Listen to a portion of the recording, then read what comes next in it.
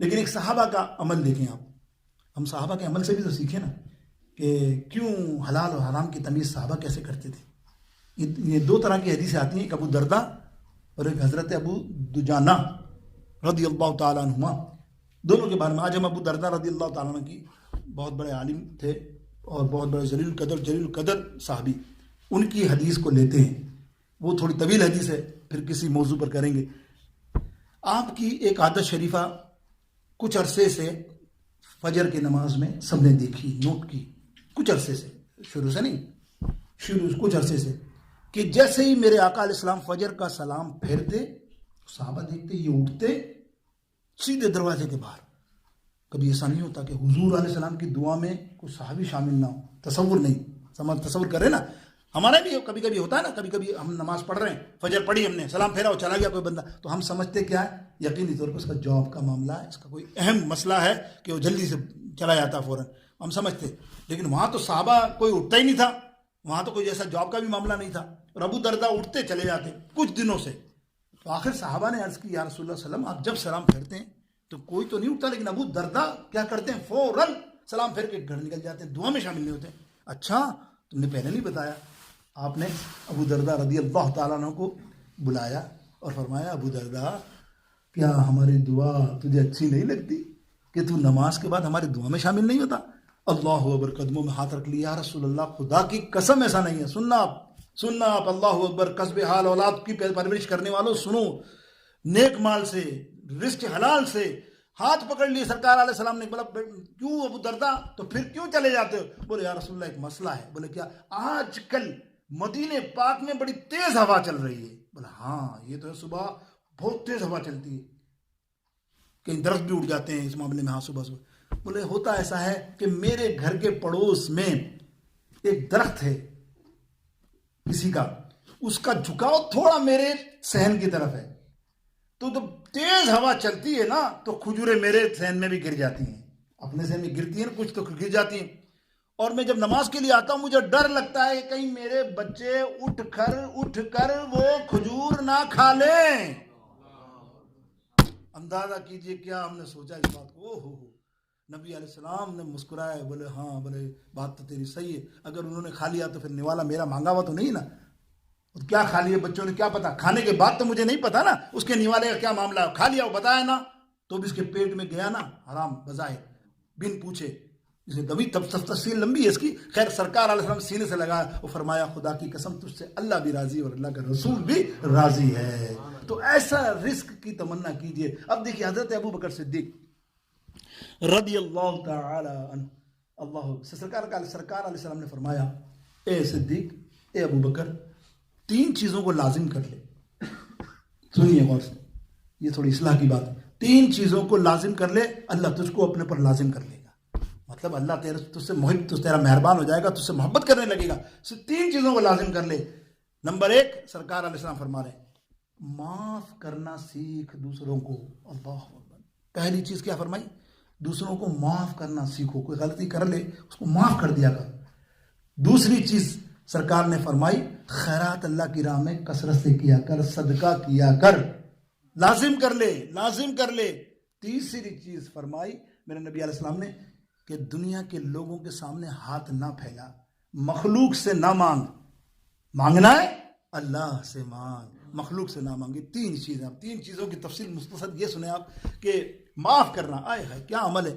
आका अलैहिस्सलाम फरमाते हैं कि जो बंदा दुनिया में किसी के बुरे काम, बुरी चीज़ को, यानी जाहिर है वो बंदा अपना हक माफ़ कर रहा है ना, किसी के साथ नाइंसाफ़ी किसी ने कहा, जा यार मैंने तुझे माफ़ कर दिया, सरकार अलैहिस्सलाम फरमाते कल क़यामत की दिन ढेरों पहाड़ों के बराबर गुनाह लेकर जाएगा।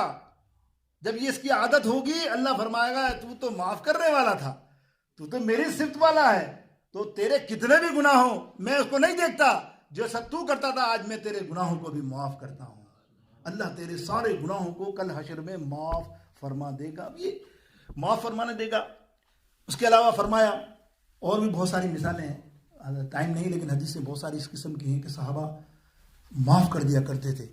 और अल्लाह के हबीब अलैहिस्सलाम फरमाते थे कि सहाबा, तुमने जो ये अमल किया है अल्लाह तुमसे राज़ी हो गया, अल्लाह तुमको एक बड़े सदक़े के बराबर सवाब अता फरमाएगा जो माफ़ करने वाला है। दूसरी चीज़ फरमाई, खैरात करना।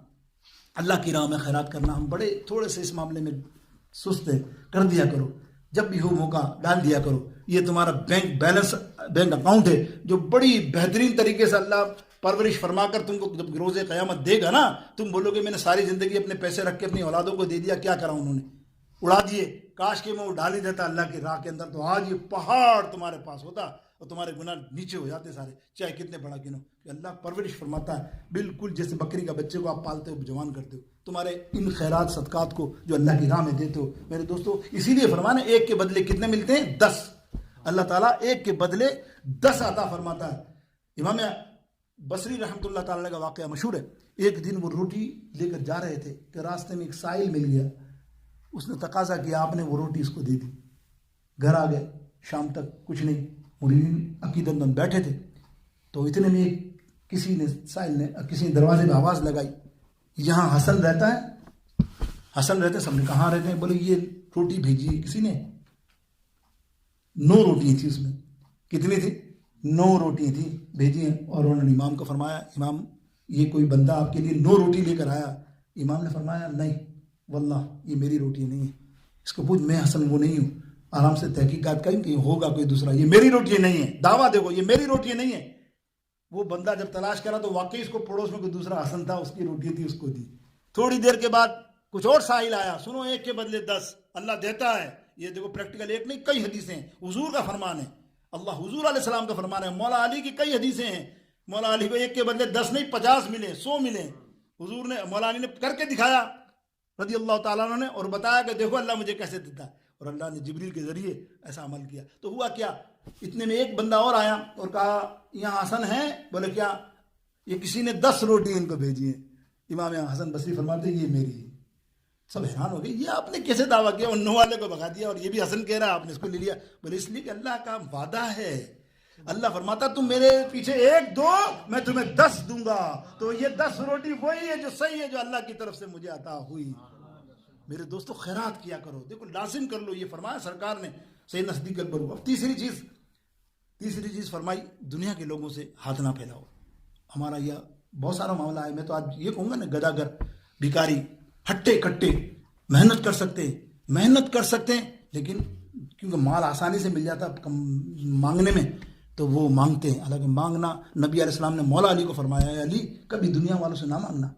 सरकार मौला अली फरमाते हैं, या रसूलल्लाह बिल्कुल सही फरमाया। बोला हाँ, इसलिए कि कल तू हशर में जब आएगा, मांगने वाला, फरमाया जो मांगने वाला कल हशर में आएगा, दुनिया का भिखारी, तो उसके पेशानी पर काला दाग बड़ा सा होगा, और अल्लाह की तरफ से इरशाद होगा, देखो ये वही है जो अल्लाह को छोड़कर दुनिया वालों से मांगता था।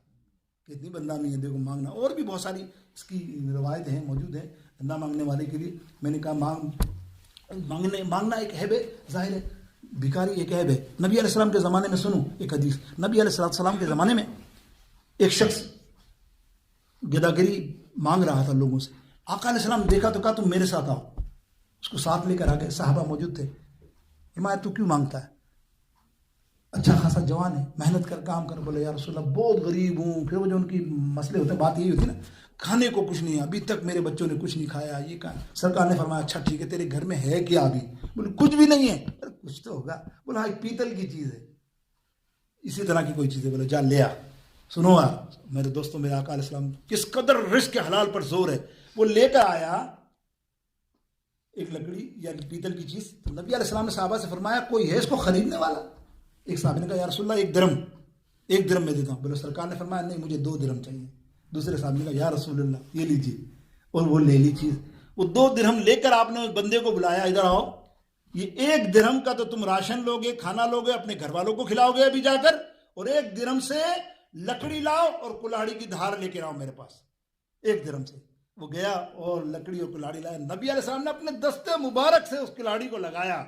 लगाने के बाद कहा ले जंगल में जा, लकड़ी का काट के और रिस्क कमा, नेक, अल्लाह तेरे काम में बरकत देगा। कुछ दिनों के बाद वो बंदा आया तो हुजूर अलैहिस्सलाम के पास 10 दिरहम लेकर आया, 10 दिरहम एक्स्ट्रा। बोले या रसूलल्लाह मेरी कमाई अच्छी हो रही है, मेरा घर भी चल रहा है, ये दिरहम मैंने बचा लिए 10। मैंने कहा अल्लाह की राह में खर्च करूंगा, आपको देता हूं कि आप अल्लाह की राह में इसको खर्च कर दें। अल्लाह, हदीसों में आता उसके बाद वो मदीने का खुशहाल तरीन बंदा बन गया।